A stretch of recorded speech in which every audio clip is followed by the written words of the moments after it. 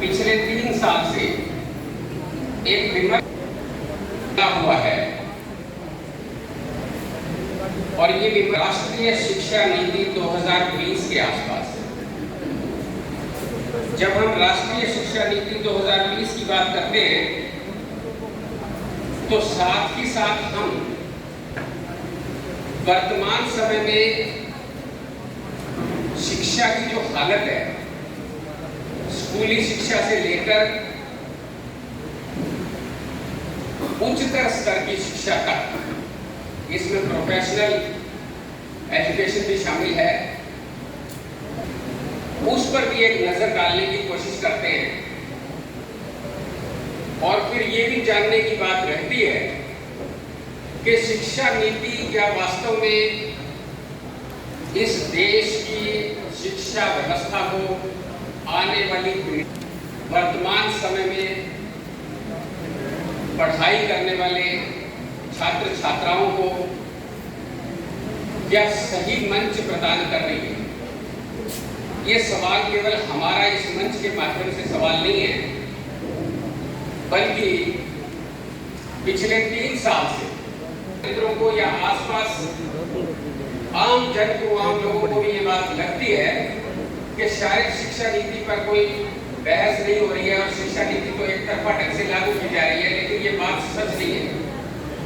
बात ये कि देश बहुत बड़ा है, विभिन्न प्रकार की धाराएं, विचारधाराएं और मत अलग अलग तरह से इस शिक्षा नीति को लेकर बड़े बड़े आंदोलन भी चल रहे हैं। मैं 2-3 चीजों का जिक्र आपके सामने करना चाहता हूं ताकि एक जानकारी हासिल हो जाए।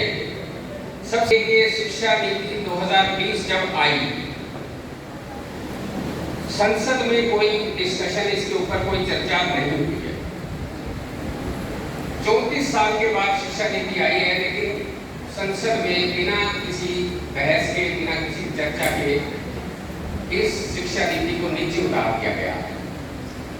जब ऐसा हुआ तो स्वाभाविक है कि देश भर में न केवल चर्चाएं हुई बल्कि आंदोलन भी हुए। और इन आंदोलनों की विरोध की और जो बहस चल रही है समाज के अंदर, हमारे देश के अंदर, उसकी कुछ उदाहरण मैं आपके साथ साझा करना चाहता हूँ। 5 राज्यों का मैं नाम लेना चाहता हूँ। सबसे पहले जिन राज्यों ने औपचारिक तौर पे ये ऐलान किया कि हम राष्ट्रीय शिक्षा नीति को अपने राज्य में लागू नहीं करना चाहते: तमिलनाडु, कर्नाटक, केरल,